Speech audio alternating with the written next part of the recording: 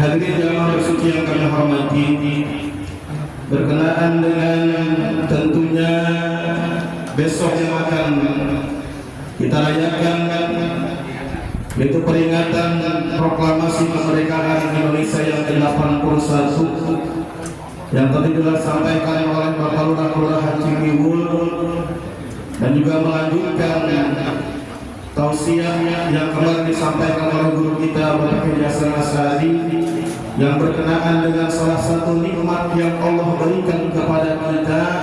Salah satunya adalah nikmat kemerdekaan. Kalau Allah katakan 81 tahun yang lalu, hari ini tanggal 16 Agustus, para pemimpin kita, para tokoh-tokoh kemerdekaan kita tidak melaksanakan, yaitu membacakan teks proklamasi pada tanggal 17 Agustus 1945. Ini belum tentu kita bisa kayak gini, belum tentu kita bisa enak beribadah di hadapan Allah Subhanahu wa Ta'ala. Kenapa? Karena para penjajah, katakan Belanda dan Jepang, nggak mau. Mereka nggak senang kalau seandainya ada hal yang berbau-bau kumpulan. Mungkin Bapak pernah lihat film Si Bitung, ya kan ada tuh. Nah, kalau sekarang sudah jarang. Setiap ada yang berkumpul-kumpul, katakan tuh para penjajah itu gak mau. Mereka takut, apalagi kalau seandainya yang dipelajari oleh rakyat Indonesia pada waktu itu adalah Al-Quran. Kenapa? Karena mereka tahu bahwa Al-Quran adalah hudan linnas wa bayyinatin minal huda wal furqan. Al-Quran adalah petunjuk bagi manusia. Mereka paham, sehingga mereka takut kalau seandainya orang-orang Indonesia, rakyat Indonesia pada waktu itu katakan membaca Al-Quran, mempelajari Al-Quran, nanti pada pintar mengerti bagaimana taktik perang dan lain sebagainya, akan melawan mereka dan mereka kalah. Merdeka.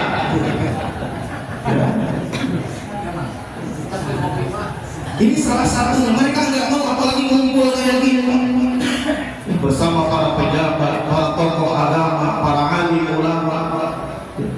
Maka caranya bagaimana? Ini para pejuang kita mempertahankan kemerdekaan, mengisi kemerdekaan, katakan memperjuangkan kemerdekaan dengan keimanan mereka. Maka kita pun tinggal mengisi kemerdekaan, tinggal nikmatinya doang.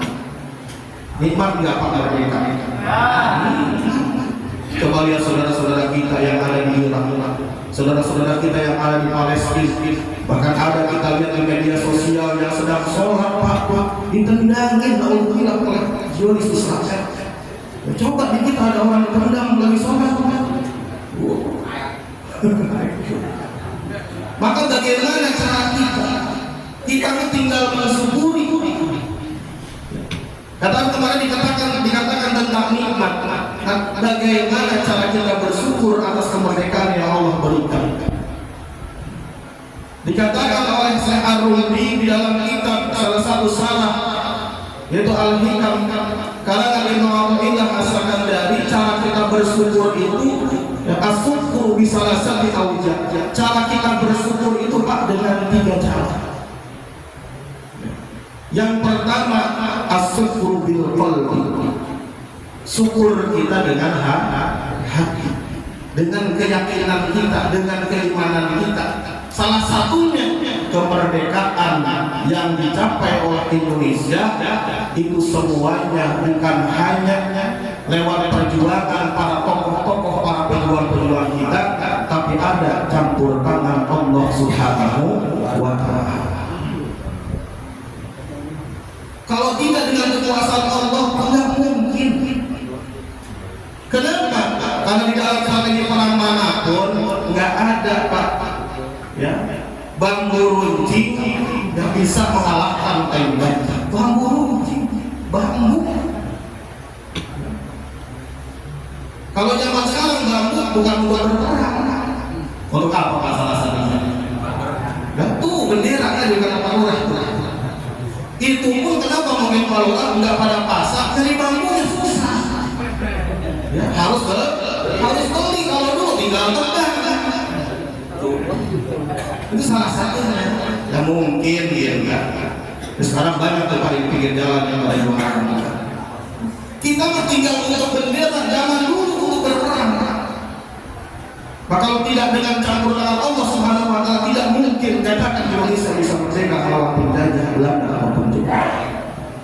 Maka dengan tegas lihat di pembukaan undang-undang negara Republik Indonesia dikatakan bahwa dengan rahmat Allah yang maha kuasa dan dengan didorongkan oleh keinginan luhur agar bangsa Indonesia merdeka, kalimat yang pertama yang dikatakan oleh para pemimpin kita adalah dengan rahmat Allah Subhanahu wa ta'ala, dengan kasih sayang Allah, dengan keberkahan Allah. Maka kita meninggal bersyukur. Yang pertama, yakin kita bahwa kenikmatan, salah satu kenikmatan merdeka itu adalah dari Allah Subhanahu wa ta'ala. Semuanya tentunya dengan perjuangan, maka caranya bagaimana kita mensyukur.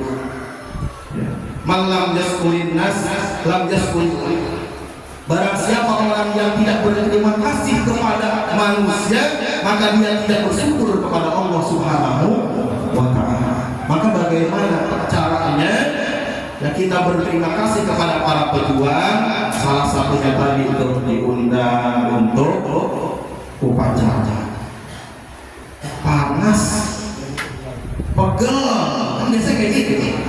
Ya, lagi bapak-bapak. Para pejuang kita bahkan mereka mengorbankan jiwa raganya sekali. Kita tinggal di upacara. Cara kita bersyukur. Yang kedua, cara kita bersyukur kepada Allah Subhanahu wa ta'ala dengan lisan kita. Dengan apa caranya? Minimal kita ucapkan kalimat alhamdulillah. Alhamdulillah kita sudah merdeka. Mencari nafkah dengan berbagai macam kegiatan, berbagai macam dan pekerjaan yang kita geluti, bebas berkumpul, bebas, tidak ada larangan. Bahkan katakan para pemerintah kita mendukung dan lain sebagainya. Bahkan kita lihat semuanya dan diberikan dan gaji oleh pemerintah dan lain sebagainya yang bekerja di perusahaan-perusahaan. Bahkan kemarin kita dengar pidato Presiden Prabowo ada ya apa ibu-ibu yang kerja yang pasin di bawah gajinya 700.000 per kilo. Harga bawangnya 35.000. Mendingan upasinya tuh.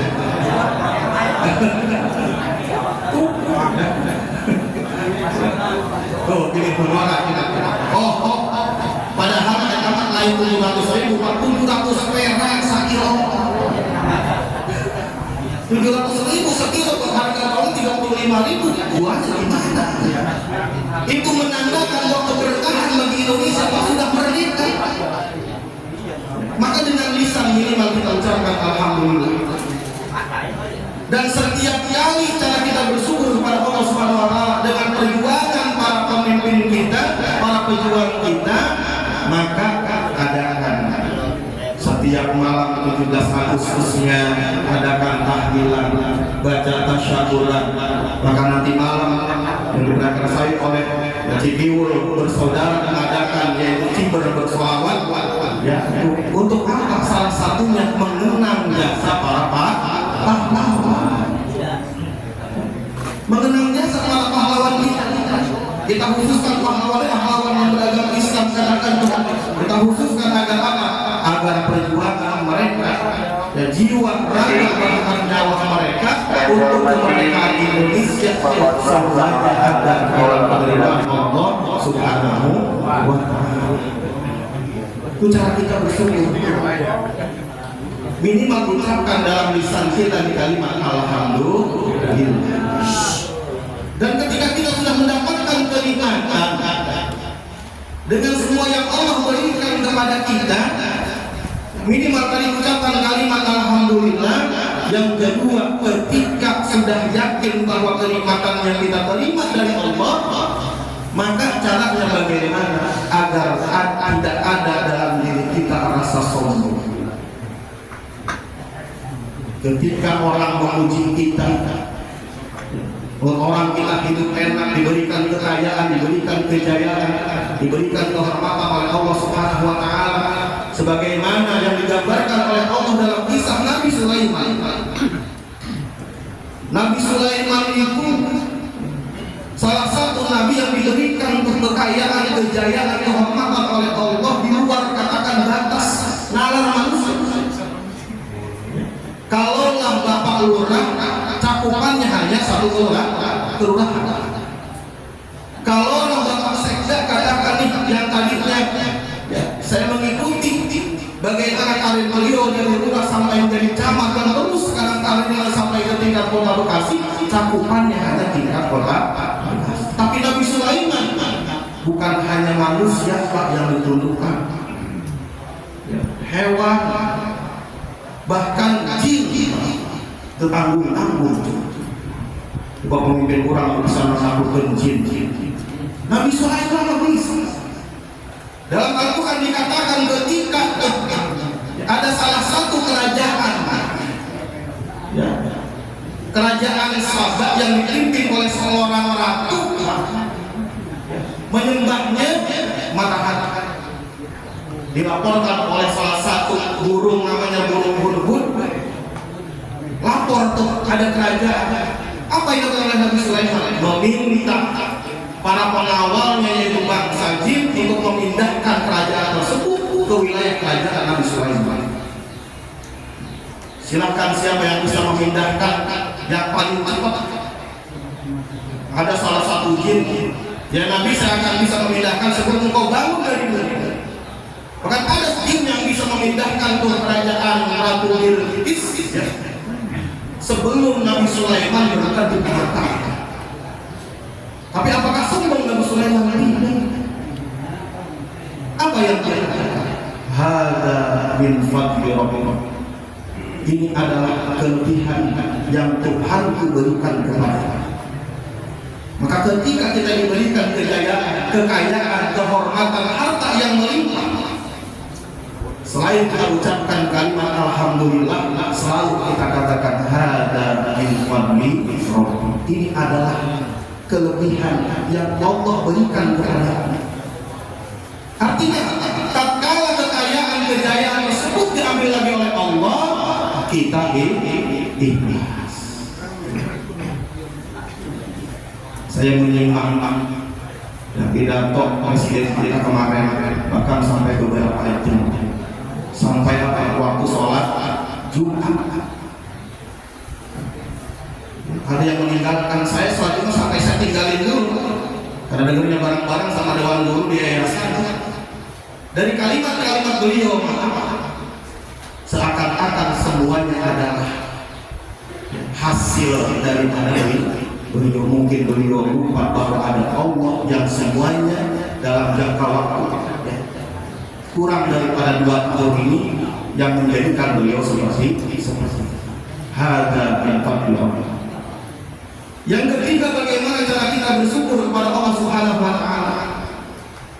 Dikatakan bahwa syukur bima'asya bil jawari, dengan arkan kita, dengan tubuh kita.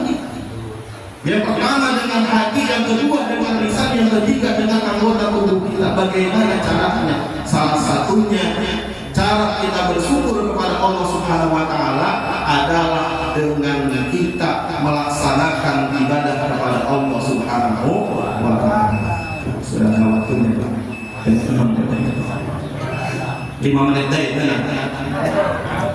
Cara kita bersyukur kepada Allah dengan arkan kita, anggota tubuh kita. Bagaimana caranya, Pak? Kita duduk bersuci subuh berjamaah, ini merupakan cara kita bersyukur kepada Allah Subhanahu wa taala. Allah. Waktu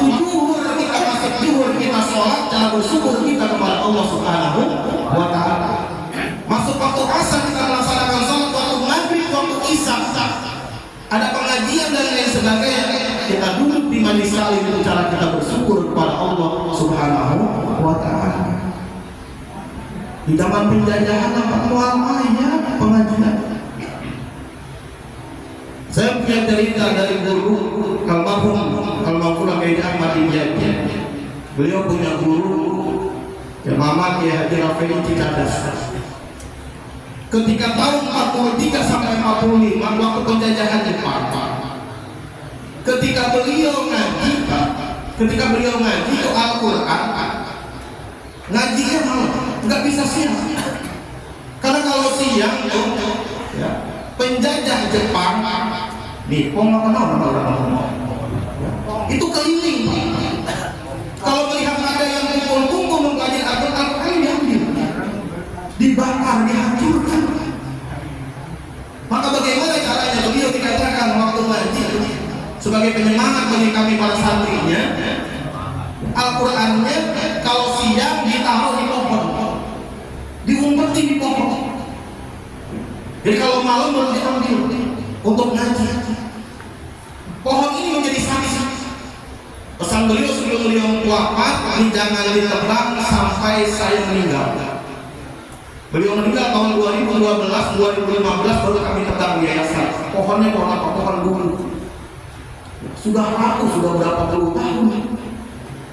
Jadi apa? Tempat untuk menyimpan mengerti Al-Quran. Jadi kalau malam baru diambil tuh badangan yang diambil tuh Al-Quran, beberapa Al-Quran untuk ngaji. Siangnya, paginya dipakai lagi. Kemarin 2015 pokoknya baru ditebang karena sudah rapuh juga dan kelebaran untuk kelas. Baru kami tebang oleh pengurus yayasan. Itu sebagai bukti bahwa nikmatnya kemerdekaan yang kita miliki. Maka bagaimana caranya? Yuk kita jadikan arkan kita, anggota tubuh kita untuk beribadah kepada Allah Subhanahu wa Ta'ala. Sebagaimana yang digambarkan oleh Rasulullah SAW, pernah diceritakan bahwa Rasulullah sholat tahajud melaksanakan ibadah sampai kakinya bengkak. Kalau model kita kan ada yang orang sholat kakinya sampai bengkak. Kita mah kebalik tuh, kalau kaki bengkak enggak sholat.